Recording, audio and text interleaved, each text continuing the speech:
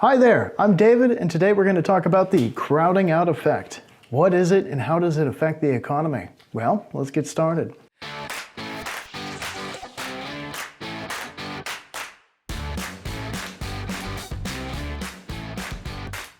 So the crowding out effect is something in essence that relates to public spending or government spending and its effects on the private sector. So for example, if the government were to increase its spending, here we'll just add a little section, it may come at the detriment of private sector investments.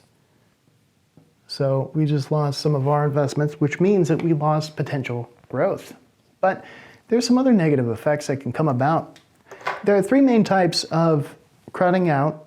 So there is economy, such as stimulus and increased taxes, social welfare, and infrastructure. So one of the negative potential effects of a stimulus package from the government could be an increase in percentage rates or interest rates on loans, which will affect the private sector in dramatic ways.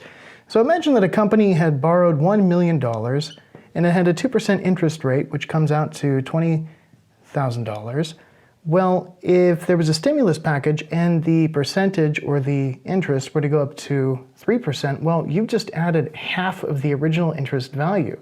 So instead of it being $20,000, it's going to end up being $30,000. And now that the project may be under budget or the cost may be excessive, the company may decide to completely scrap the project altogether and therefore production is lost. That's just one example.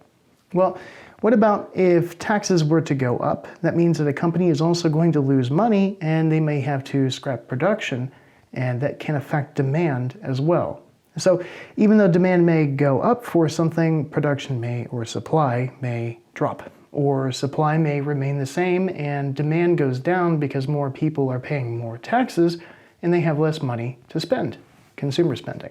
In this case, we could just blot out a bit of consumer spending here in the case of increased taxes.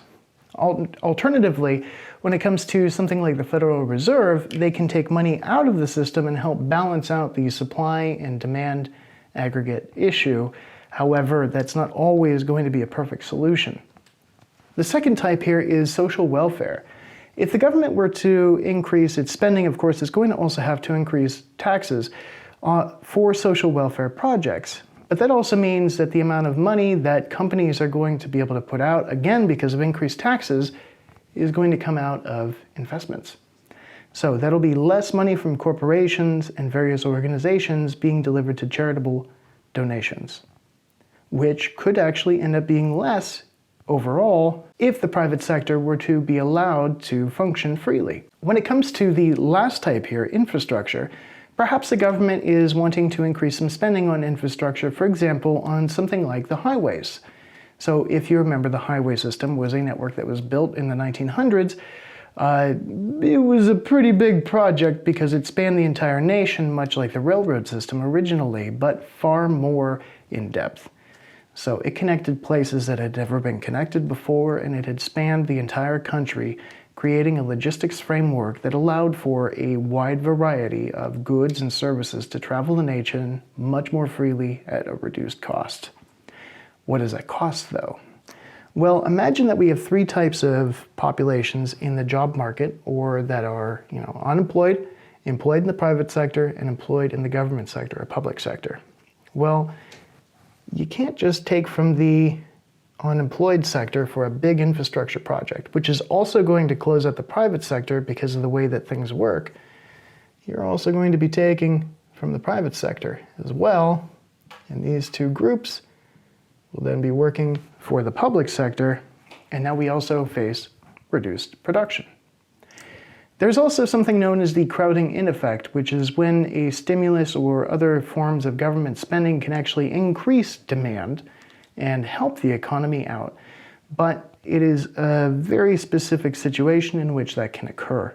Crowding out is more generally a frequent occurrence.